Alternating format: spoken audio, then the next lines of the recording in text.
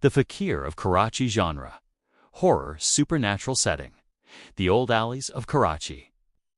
Present day, the legend in the tangled alleys of old Karachi. There's a story that still lingers in whispers. They say, if you walk alone through Nawab Mohalla after midnight, you might meet a strange, old fakir. He stands in the shadows, dreadlocks on his head, glowing red eyes, and a voice that sounds like a whisper lost in the desert wind. Night 1. Talha, a Bangladeshi student studying in Karachi, was walking home after a friend's birthday party. Lost in thoughts, he accidentally took a wrong turn and entered Nawab Mohalla. No lights, just the rustle of wind, the distant bark of stray dogs, and silence.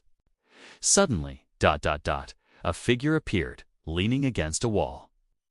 An old fakir. Water, son, just a little water. The fakir rasped.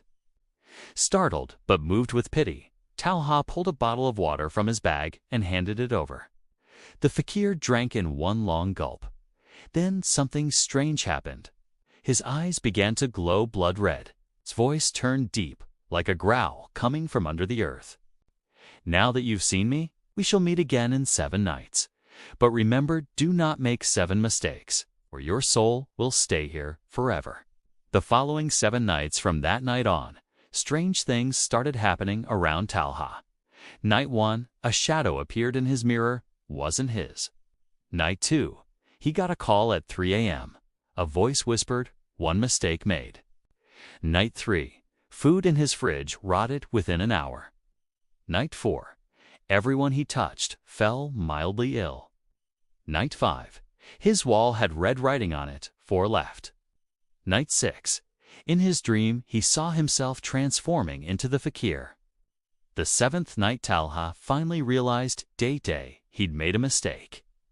Ignoring someone's plea, telling a lie, being arrogant, hurting others' small but meaningful wrongs. On the 7th night, the fakir appeared again. He said, one last chance.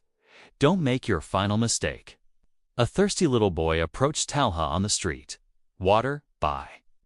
Talha quickly reached into his bag, but the bottle was empty. Panicking, he ran to a nearby shop, bought water, and returned to give it to the boy.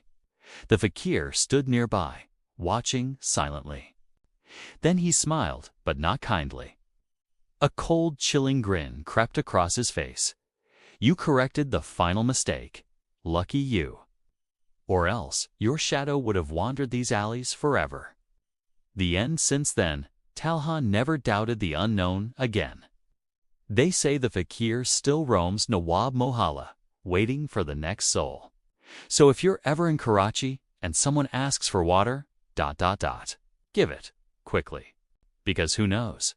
Is he really human? The Fakir of Karachi. A spooky tale like a Friday episode of BHOOT.com. It was around 2 a.m.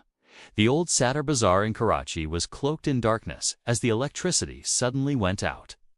Shops had shut down long ago, except for an ancient tea stall run by 70-year-old Matu Chach, a man known for telling tales of jinns and spirits.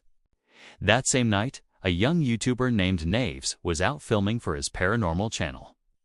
BHOOT.com. He was hunting for eerie places and real supernatural sightings for his weekly Friday special. Matu Chacha warned him, don't go near that old dargah behind the bazaar. After 2 a.m., the Fakir of Karachi appears. People say he's not human. Naves laughed. Chacha, you just gave me the perfect content. Turning on his camera, he walked straight toward the dargah. The moment he reached, the streetlights around the dargah flickered and died. The air suddenly felt heavier. Naves scanned the area with his camera till he saw a mysterious figure in the frame. A fakir stood there, dressed like a wandering mystic, face mostly covered, holding a wooden staff, and strangely, dark smoke was rising from his throat. The fakir spoke in a calm, cold voice. Do you want to see, or do you want to know? Naves stammered. What? What do you mean? The fakir stepped closer, saying, what you see isn't always true. Allah. And what's true, ... no one wants to see. Suddenly, every light around them blazed red. The dome of the Dargah glowed an unnatural crimson. Nafis's camera glitched in. Then a final message flashed on the screen. REC footage corrupted.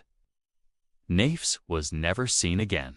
Postscript since that night. Some people claim they've seen a new fakir near the Dargah, smoke rising from his throat, and a broken camera hanging from his shoulder.